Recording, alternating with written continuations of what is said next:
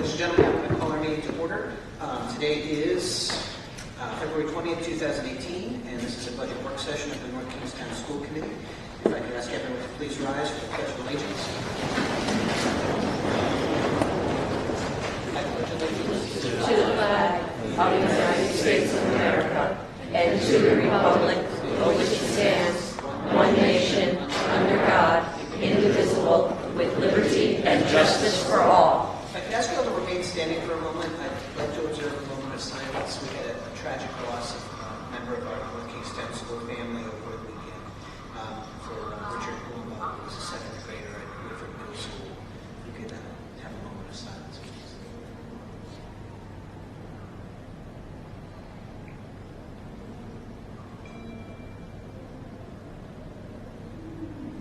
Thank you. Madam Clerk, could you please call the roll?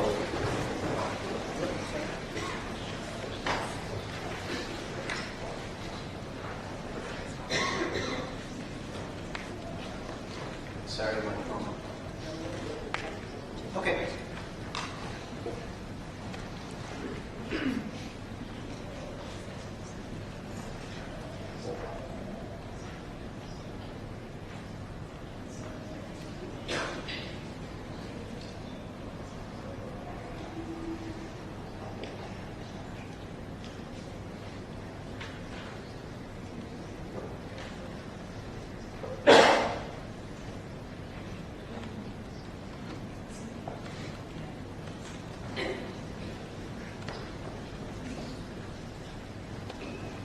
Sorry about that.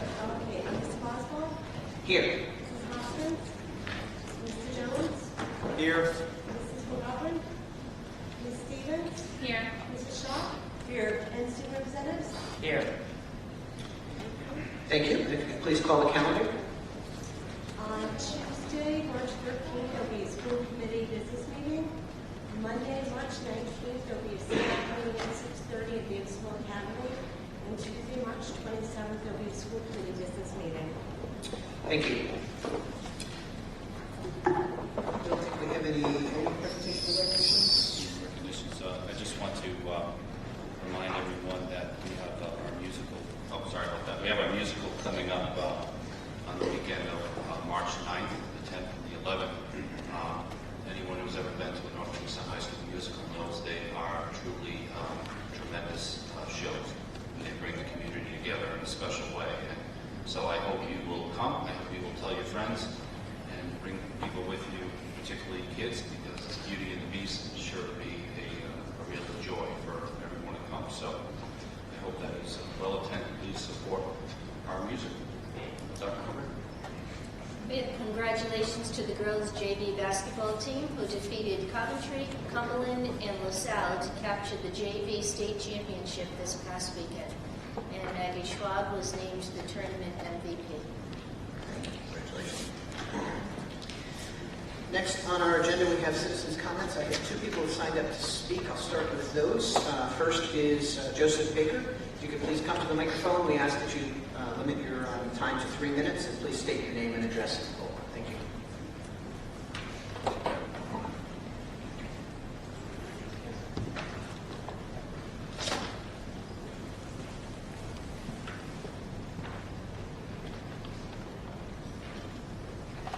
Good evening. My name is Joe Baker. I live at 209 Edmund Drive in North Kingstown. Dr. Roger and members of the school committee, I've come before you many meetings now, so you understand that my request is that we have additional behavioral support at Quinnesset Elementary. I've spoken each of the last several meetings, written letters and emails to all of you, and spoken from the heart with each of those communications to all of you. The catalyst was an incident that happened with my child, but it's something that happens at Quid every day.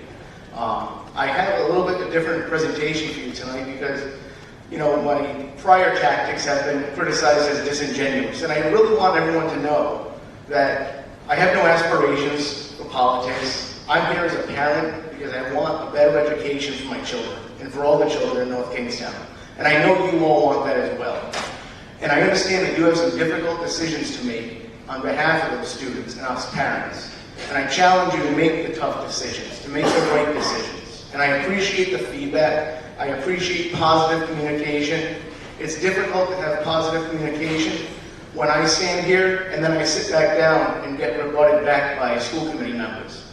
It's a difficult position. I'd be more than happy to come back up or for you to be able to answer questions. And I think because I'm talking about the budget, that open meeting laws do allow for that. I may be wrong, but that's just a statement I wanted to make. Moving on from that, I've given a copy of this to the clerk. I'm sorry the presentation isn't larger for everyone to see. But looking at the Rhode Island Department of Education website through the InfoWorks and through the own school department website, I was able to put together some characteristics about QUID. The first is these two lines. The orange line that you see trending very quickly upward is the number of students at QUID that are designated as receiving special education. The blue line that you see, the percentage of students that are part of the ESL program. You'll see each of those lines increasing very quickly at Quidnesset over the last decade. And I know that the resources to handle those haven't been allocated. The next chart I have speaks to the behavior and disciplinary issues at Quidnesset. This is the suspensions per 100 students. And again, this comes from the Department of Education's website. This is data from the latest data available from 2014 and 15. But what it shows is that the other four elementary schools in town have rates between 0 and 0.4 per 100 students getting suspended. Quidnesset's reported rate is 2.9 per 100. That's close to the statewide average for all schools of 3.8 per 100. And frankly, it speaks again that Quidnesset is not the same as the other schools in town. You might think I'm cherry picking information. You might think that this doesn't fit. How does this fit in the context of the rest of the schools? Well, let's look at the professionals per school at all 5 elementary schools. I did try to take out the pre-K program at Fishing Cove as much as possible to make things comparable in a K-5 environment. And I also did not include any of the Title I resources at Quidnesset because, as I know, and you all know, that's federally funded. It's only eligible for Quidnesset. So if we're trying to compare apples to apples, let's compare the basics that the town is providing before we look at the add-ons that Title I can assist with. What this shows, these dark blue bars here, are Quidnesset. We don't have the most teachers, we don't have the most TAs, and we don't have the best ratio of students to TAs. So I know it's commonly thrown out there, but when you really crunch the numbers and put it into true context, apples to apples, it's just not the truth statement. The last chart I have for you are those student characteristics again of ESL, special education, and the free and reduced lunch program, which we know is a very key identifier for socioeconomic and the need for additional support at a school. You'll see Quidnesset here, and it's the only one with a measurable blue bar. That's the ESL program.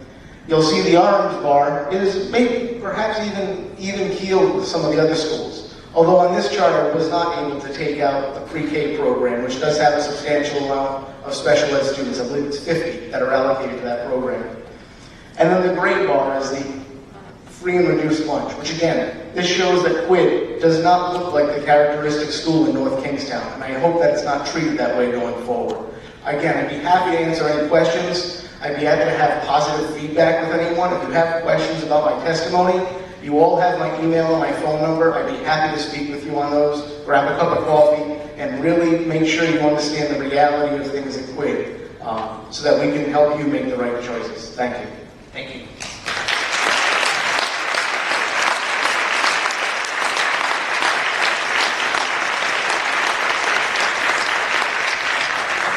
Second to speak is Sue Warburton.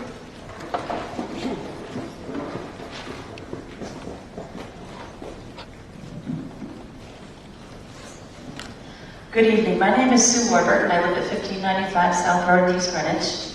I'm a 6th grade teacher at Davisville Middle School, and I have the distinct honor of representing the amazing teachers in North Kingstown as the president of our union.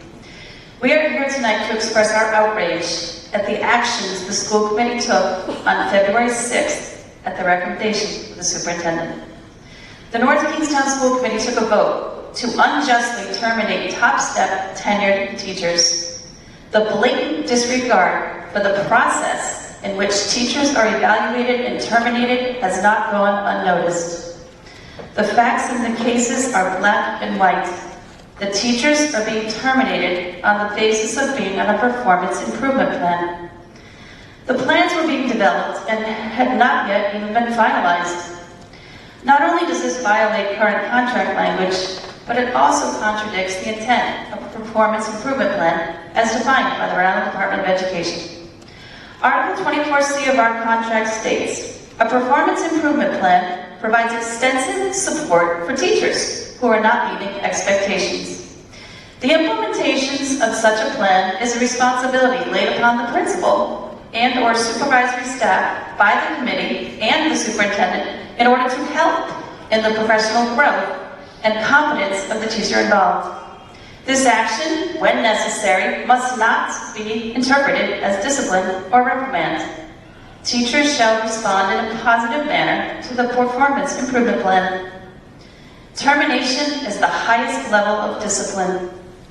The teachers in North Kingstown are very well respected by the community. We are here to demand your respect. Respect our rights, follow the process, treat all teachers fairly. Thank you.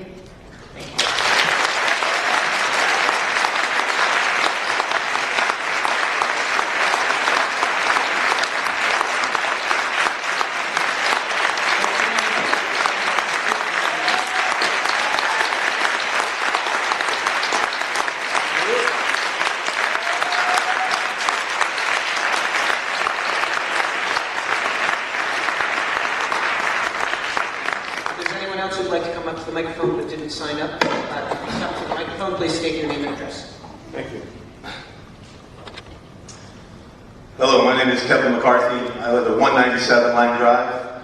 I am the parent of a freshman hockey player, and I'm here on behalf of 60 former and current hockey families who will continue the tradition of supporting the budget that you guys have to put in front of the town council. We know times are tough, and regardless of those times, we're going to support you in any way we can, as we've done over the last 7 years.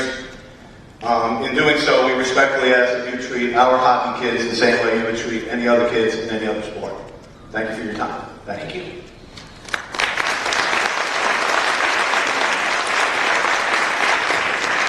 Anyone else who did not sign up on the list would like to speak this evening? Okay, we'll move on with our agenda. Next item is the superintendent's report. Dr. O'Shea. Good evening, everyone. Thank you. Given the event of the school shooting in Florida last week, I thought it was important to make a statement about school safety in North Kingstown. And in fact, I know a lot of superintendents are doing this with their communities. I think it's an important thing. You know, over the years, North Kingstown has regularly made it a priority to be about the safety in our schools. And while every school system would love to be able to purchase every new option to fortify their schools like Fort Knox, the reality is not too many get there. But we have a plan in place. We have a few years ago hired an outside firm to give us advice on what they think should be the things that we do and in the order that we do them, and we are pursuing those items. And we are following state and local officials' advice on the protocols that we have in schools. It is very important that we follow them and that we continue down the road of addressing the issues that the experts tell us that they think we should. And we continue to do that. We have upcoming meetings with the town and with the state police to talk about our plans some more. So I just want people to know that, this is something that's regularly on our minds, not just when there's something new in the news, and that we're doing the things that I think are appropriate to address school safety. And I think that the next step on that is that everybody, adults and students alike, take school safety drills very seriously. They need to be, they can't be brushed aside. They can't be treated as, this is just an inconvenience. And obviously, the events of last week show that it's a lot more than that. It's a very important thing to make sure that we do as well as we can and to get the best advice possible.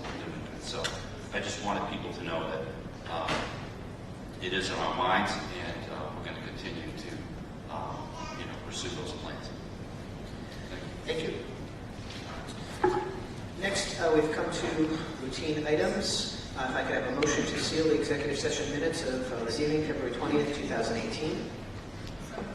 Second. We have a motion to Stevens, second Mr. Jones. All those in favor? Aye. Thank you. And I can disclose that we did not take any votes this evening. We've reached the consent agenda. Any members have anything that they would like to exempt from the consent agenda?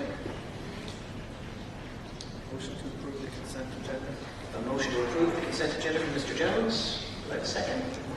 A second from Ms. Stevens. Any discussion? All those in favor? Aye. Any opposed? Passes unanimously. Next, we've reached unfinished business. First item is 2017-2018 school budget. Anything to report on that? And the 2018-2019 school budget. So this evening is our last meeting before at this meeting, we need to approve our final submission to the town council, which includes a bottom line dollar figure for each of the sections of our budget. Open up to discussion, I suppose, and we can make motions. We usually take sort of the easy ones first. Yes, so I would make a motion to approve motion to approve the fiscal year 19 enterprise budget in the amount of $1,081,321, so it's $1,081,321. I have a motion. Yes, do I have a second? Oh, you made it. He made the motion. Okay, second, Ms. Stevens. Any discussion on the motion on the table for the enterprise fund figure? Can you just explain? What the enterprise fund includes briefly? The enterprise fund includes, it's primarily food service fund. I think your mic's not on. Oh, sorry. The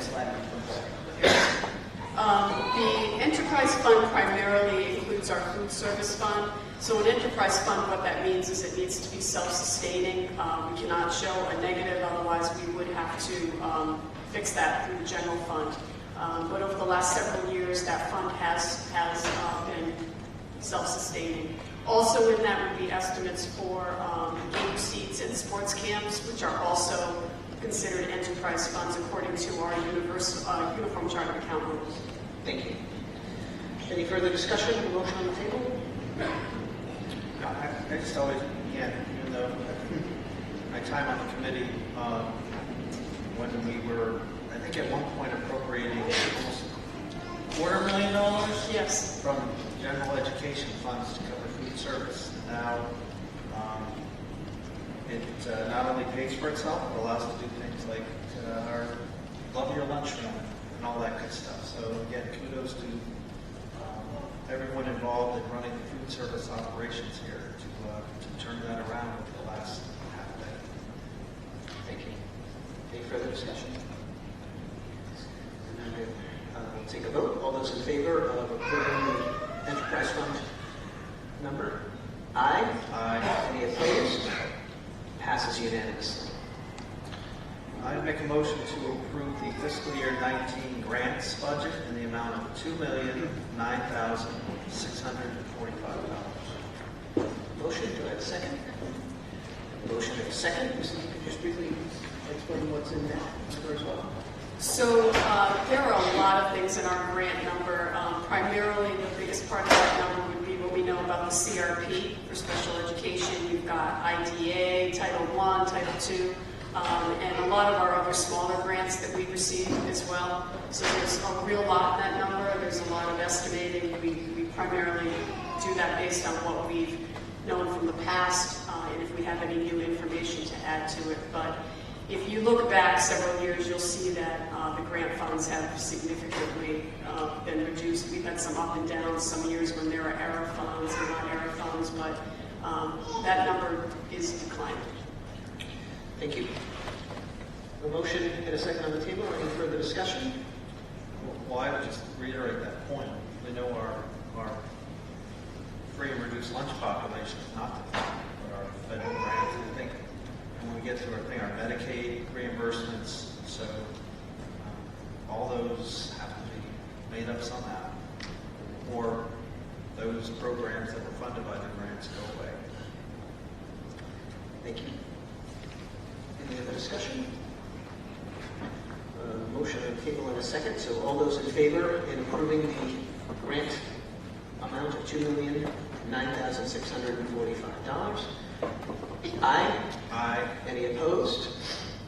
Passes unanimously. We've reached the larger portion, which is the general fund. Okay, so I'll make a motion to approve the fiscal year 19 general fund budget in the amount of $65,535,133, which reflects a 3.9% request, 3.9% increase for local funding compared to fiscal year 18. Okay, a motion, and well, I think with that we need to give some direction as we talk. Okay, so we have do we have a second to the motion? Second, Ms. Stevens. So discussion, Mr. Jones. Yes, thank you. So part of this number comes from obviously from the superintendent's initial budget, and then the work done by the superintendent and the district leadership to bring that down. The number proposed by the school committee is a top line number. It does reflect a 1%, 0.1%,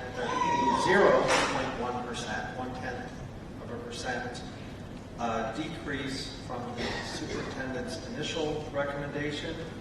But as a top line number, I believe the school committee is also requesting the superintendent in that top line to increase the behavioral support for the district and find appropriate offsets to that top line. Okay. Any further discussion? Okay, we have a motion and a second on the table. All those in favor of approving the general fund number in the amount of $65,535,133. All those in favor? Aye. Aye. Any opposed? Passes unanimously. And I'll just point out, just because I happen, Mrs. Keegan provided some numbers to me, that represents a contribution from the town and taxpayer funds of $52,166,833. Anything with respect to the CIP existing fund or future fund?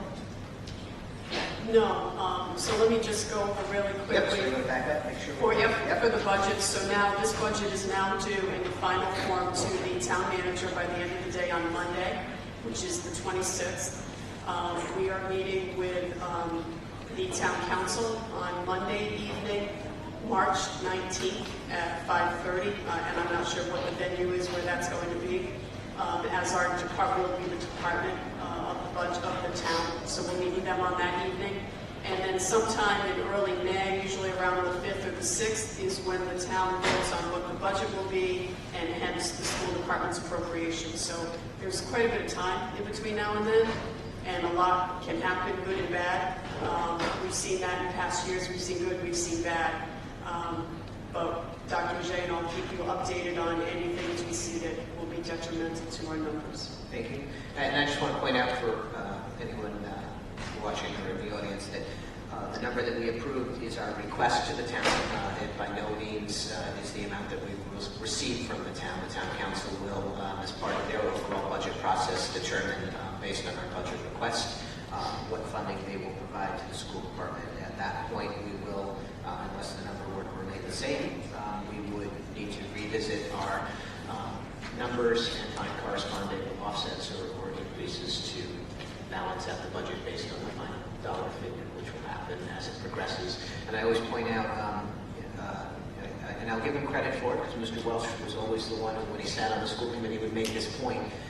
For people who have particular programs or things that they like to advocate for, this is the time to be talking to the members of the town council and to attend the budget hearings that are held, because when it comes around to a little later on in the year, when we have our final number and we are attempting to balance that number, if it is a decrease and we're making cuts, it's too late for the folks sitting up at this table on the school committee to do anything about that, because the dollars are set. The time when the dollars are not yet set is now. So any advocacy or discussion that you want to have with the members of the town council with respect to how you feel the school department should be funded, now is the time of year that that needs to happen. Mr. Jones? Yeah, That's thank fine. you. You like your speech. So, hopefully it's not a surprise, because we, I think, brought it up in several meetings. One of the biggest driver, especially in the final amount determined, was the application of the school funding formula change, not really change, but the application that applied the 3-year prior town valuations and census data that somehow determined that North Kingstown magically became, I think, the 3rd most capable town to fund locally education, which by the formula means a $1.5 million, about 15% cut over 3 years. And this is only year 1. I think Mrs. King alerted us that in this current General Assembly, there's legislation, hopefully to reconsider that, but to at least put the equivalent locally when you have the maintenance of effort, except for enrollment declines, to apply to state aid as well. So I would say those of you who have organized voices, and even those of you who are solo voices, but especially those of you who have organized voices, perhaps make it known to our General Assembly reps that that may be something, piece of legislation that should be favorably considered this year. Otherwise, we'll be looking at $1 million cut over the next 2 years, which is going to hurt. Thank you. And anyone else have anything to add on the current budget, or we were just starting CIP existing about future time? If not, we've reached the end of our agenda. I'd ask for a motion to adjourn. Motion to adjourn. A motion, to have a second. And a second. All those in favor? Aye. Any opposed? We are adjourned. Thank you. Thank you for coming.